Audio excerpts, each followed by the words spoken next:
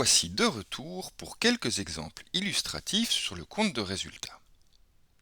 Nous allons commencer par un exemple fictif en nous positionnant au niveau de l'individu, pour mieux comprendre notre intuition à propos des coûts et des revenus. En effet, un coût, c'est quelque chose, de l'argent qui sort de ma poche, et ça devrait intuitivement constituer une charge. Un revenu, intuitivement, c'est de l'argent qui rentre dans ma poche, et ça devrait constituer un produit. Alors regardons quelques exemples au niveau d'un individu. On achète de la nourriture, si je visualise la scène, on voit bien que de l'argent sort de ma poche. Et en effet, dans ce cas-là, je pourrais mettre une charge. Également, si j'achète du carburant, de l'argent sort de nouveau de ma poche, et ça constitue toujours une charge. Si par contre je reçois un avis d'échéance pour, par exemple, une assurance incendie, à ce moment-là, la scène est un petit peu différente. Je me vois ouvrir mon courrier, recevoir cet avis, et j'ai finalement un papier devant moi. Rien ne me dit que, à cet instant T, quelque chose sort de ma poche.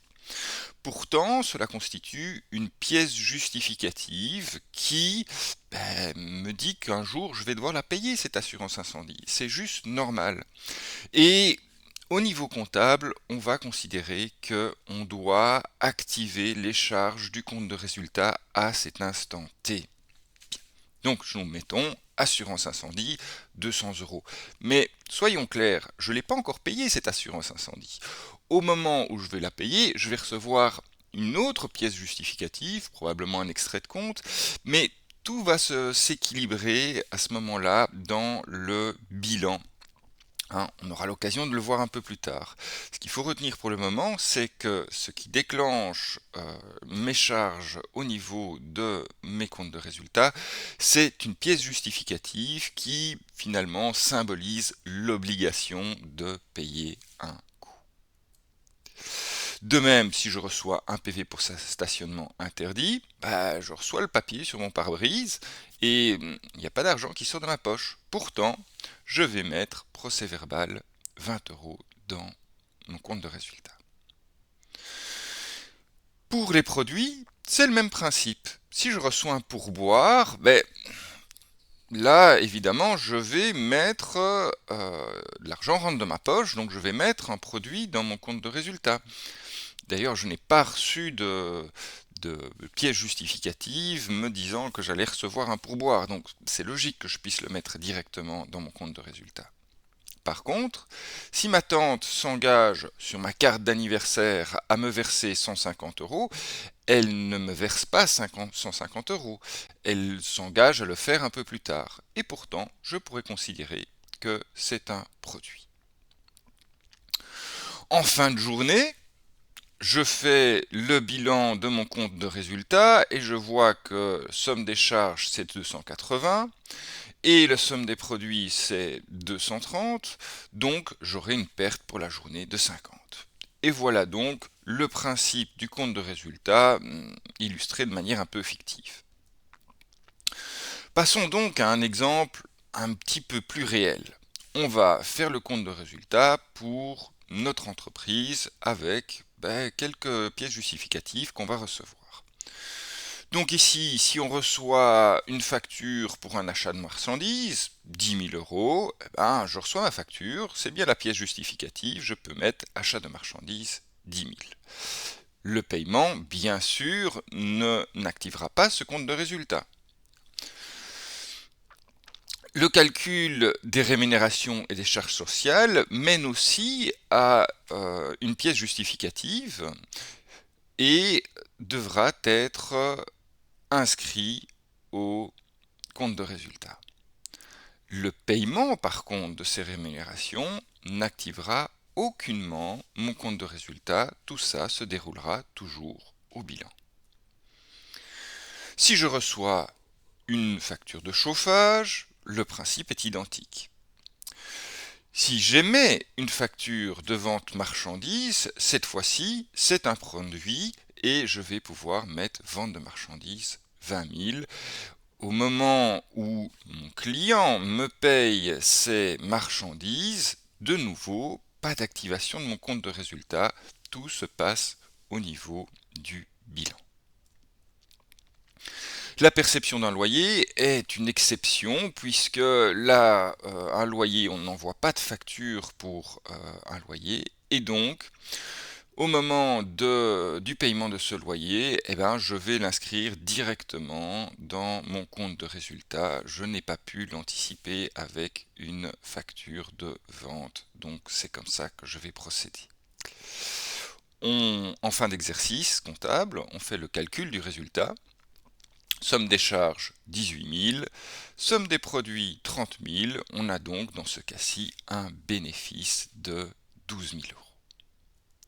Bien, conclusion. Le résultat est directement influencé par une pièce justificative qui donne soit un droit à un revenu ou une obligation de payer un coût, typiquement des factures ou des décomptes. Le résultat n'est par contre pas directement influencé par le paiement ou l'encaissement de ces factures ou décomptes. Okay. Sauf éventuellement s'il n'y a pas de pièce justificative, je veux dire par là qu'on reçoit directement le paiement et qu'il n'y a pas eu de pièce justificative qui l'a précédé. Bien, nous devons encore comprendre le lien entre le compte de résultat et le bilan, puisque je vous dis qu'il se passe des choses au bilan après, au niveau du paiement, on doit comprendre finalement au moment où on enregistre cette pièce justificative au compte de résultat, qu'est-ce qui se passe au bilan, et aussi en fin d'exercice comptable, comment est-ce qu'on rééquilibre le bilan grâce au compte de résultat, au bénéfice ou à la perte. Regardons ça un petit peu plus en détail. Nous sommes ici avec un bilan fictif, qu'on voit à l'équilibre. Il y a toute une série d'actifs et toute une série de passifs, et on voit que la somme de l'actif fait bien 200 000 et la somme du passif fait bien 200 000. Alors, on va imaginer qu'on a un exercice comptable où on a une seule opération. Bon, c'est un exemple fictif. Mais je veux rester simple, et donc, on encaisse un loyer en espèces pour 1000 euros. Regardons comment ça se passe au bilan. On rajoute caisse espèce, 1000 euros. Donc j'ai bien un actif supplémentaire, ma caisse, dans lequel j'ai mis 1000 euros. Très bien. Le total de l'actif en est modifié. Je passe de 200 000 à 201 000. Et on voit au passage que on n'a plus ici total de l'actif égale total du passif. Il y a quelque chose qui est décalé. Au niveau de mon compte de résultat, toujours pour cette opération loyer encaissé en espèces, je vais avoir loyer 1000 euros. Donc sous le principe de la partie double, je vais avoir 1000 euros qui apparaissent à mon actif et 1000 euros qui apparaissent dans mes produits. En fin d'exercice, puisque je n'ai eu qu'une seule opération ici, je vais me dire, j'ai un bénéfice de 1000 euros, puisque je vous rappelle que pour calculer le résultat, je fais somme des produits moins somme des charges, ça me fait 1000. Ce bénéfice, je vais le réinjecter, où ça, au passif du bilan, dans le capital. Bénéfice reporté 1000 euros, et donc on voit que si on refait le total en fin d'exercice, on retrouvera l'équilibre entre l'actif et le passif. Bien, alors on va rebobiner un petit coup. On va s'imaginer que non, finalement on n'avait pas une seule opération, on avait une deuxième opération, et cette deuxième opération c'est un amortissement du mobilier. Bien. Cet amortissement du mobilier, au niveau de l'actif, il va diminuer mon actif mobilier puisque c'est bien une usure de ce mobilier que je veux refléter dans mes comptes. Mon mobilier s'est usé, il a diminué de valeur, il est donc passé de 10 000 à 8 000. On remarque au passage que notre total de l'actif, il va diminuer de 2000 et donc on sera à 199 000. Au niveau de mon compte de résultat, je vais marquer cet amortissement comme une charge pour 2000. En fin d'exercice, je fais somme des produits moins somme des charges, et cette fois-ci, j'obtiens une perte de 1000.